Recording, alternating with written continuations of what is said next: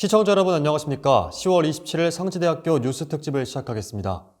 오늘은 성경용 총장 취임 1주년을 맞아 지난 1년간의 주요 변화와 앞으로의 방향을 함께 살펴보겠습니다.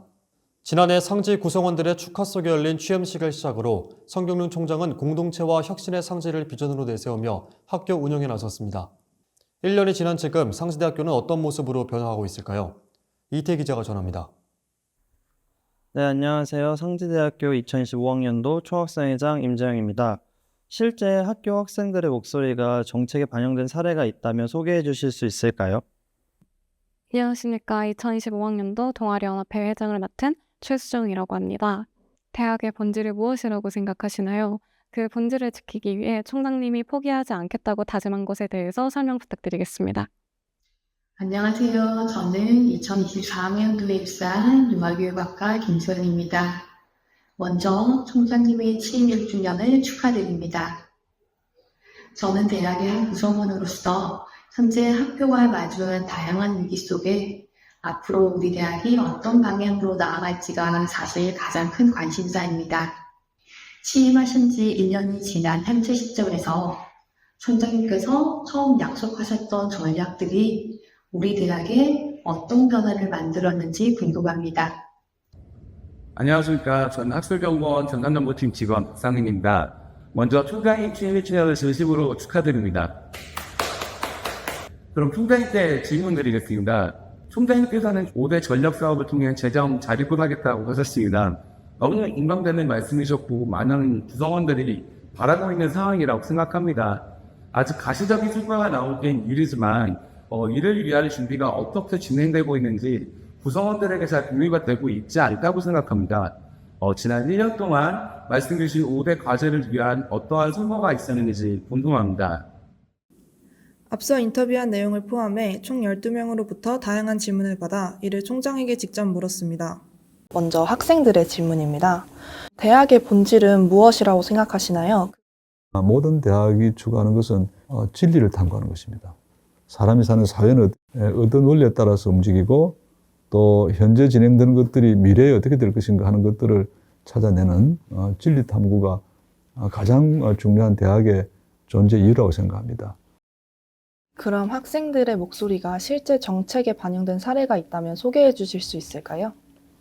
여러 가지가 있을 수 있는데 제일 뚜렷한 거는 장학금에 대한 요구가 그동안 많았다고 합니다. 최근에 성적 우수 장학금이 대폭 확대가 됐다. 네, 그렇게 알고 있습니다. 올해 한 1억 2천 정도, 1억 한 2, 3천 정도를 별도로 더 투입해서 학생들의 목소리에 귀를 기울여야 된다. 그렇게 보고 있고 또 그런 노력을 하고 있습니다.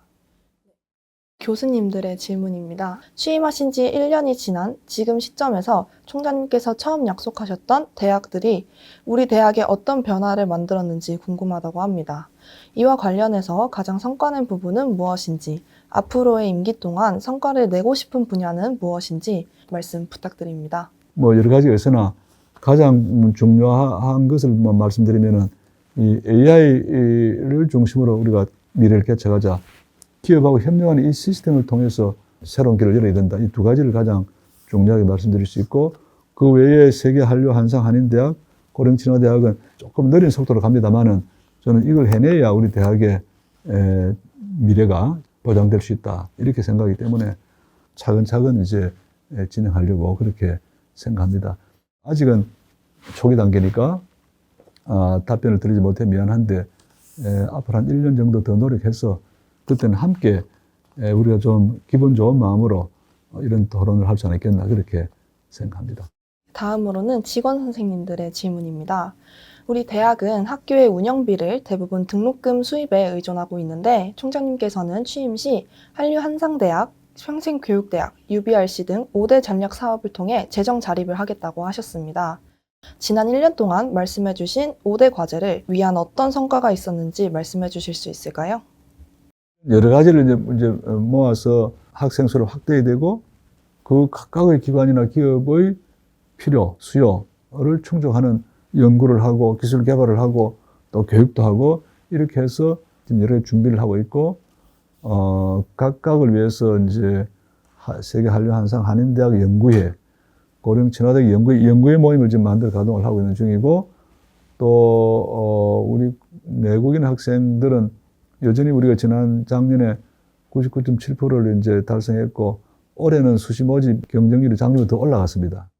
학생 인구가 줄어드는 이 거대한 어떤 추세에서 대학이 미래를 장담하기 어렵다 이렇게 보기 때문에 뭐 저도 노력하고 또 우리 대학 본부도 노력하고 우리 교직원 또 학생들 다 좀 머리를 맞대고 길을 찾아야 하지 않겠나 그렇게 보고 있습니다.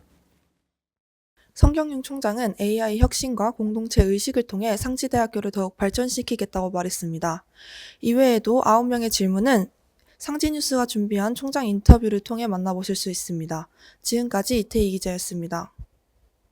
영상에는 담기지 못했지만 학생 복지 확대와 학생 의견이 실제 정책에 반영된 사례에 대해 질문이 있었으며 또한 미이행 공약과 향후 계획, 재정 자립과 5대 사업 등 상지대학교의 미래 방향을 함께 고민하는 심도 있는 질문들도 이어졌습니다. 화면에서 소개 못한 질문과 의견으로는 먼저 지속 가능한 대학을 위해 실현 가능한 정책과 학생들에게 매력 어필할 수 있는 상지대만의 차별화된 방법을 제시하였습니다.